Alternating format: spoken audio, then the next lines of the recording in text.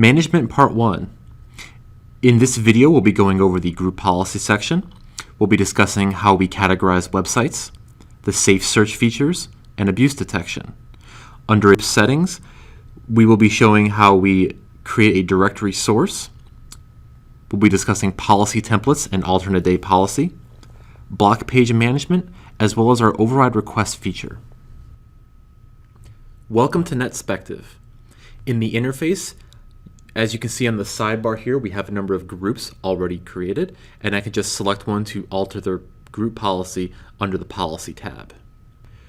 We're currently using our grouped category system, and I can easily come up here to the icon and select it to go back to the list-based policy.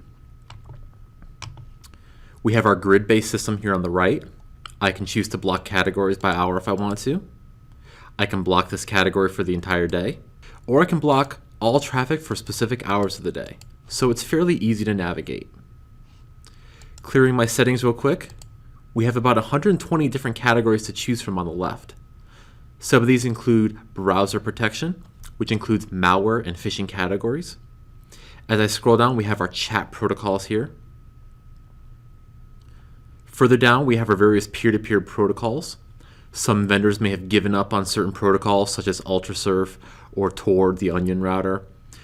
We fully lock down these protocols at the application layer because we know they're big threats on your network.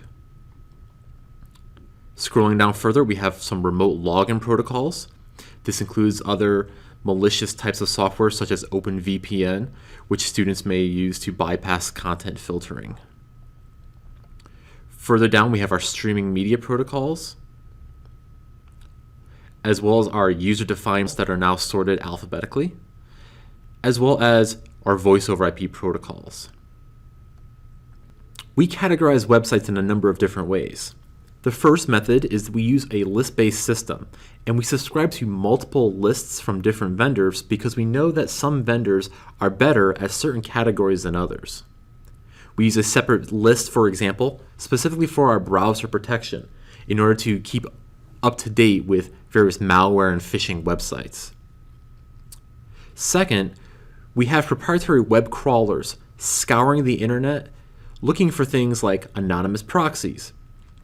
These updates can be sent to the box every 10 minutes with our micro update feature found in the updates section.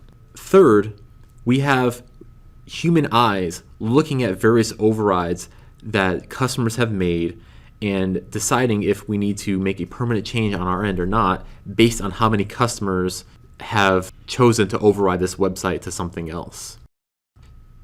To access safe search, we can come up top here, click on the properties button, and our safe search is now located at the top. We can now enable safe search on a search engine level if you want to only allow certain search engines and block the rest of them. We can then go a step further. If you would prefer all of your search results to just redirect to one search engine, you can then select that engine here. Further down, we have our YouTube for Schools feature. If you wish to enable YouTube for Schools, put in your school's code. Users within this group can then only view videos that are YouTube for Education or added to that YouTube for Education account. We can also enforce the YouTube safety mode, blocking out all of the mature content from YouTube. Further down, we have our policy reminder. We can post a page to all users when they log in for the first time of the day, showing them that this is the policy for the organization and you must agree upon it in order to continue surfing the internet. Further down, we have our abuse settings, where we can flag certain categories, level 1, 2, or 3. And then we can apply some settings to these flagged categories that you see down here. We can enable email notifications. If you wish to have an email sent to you every number of hits going to these flagged categories within a certain amount of time frame, we can send you an email notifying you that users have been going to these types of websites.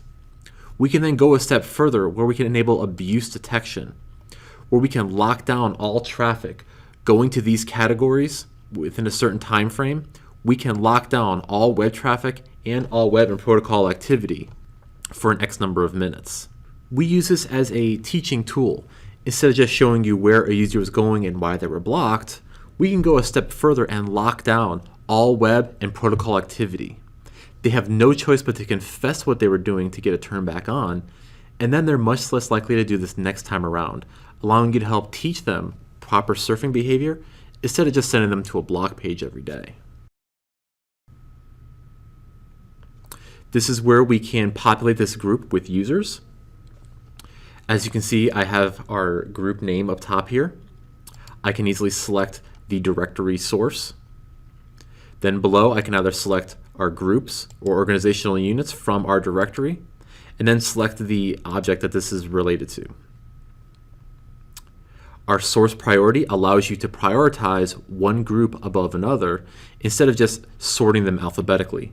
That way, the higher priority group will have the policy applied to it instead of a lower priority group. Below, we have a new feature referred to as our policy templates.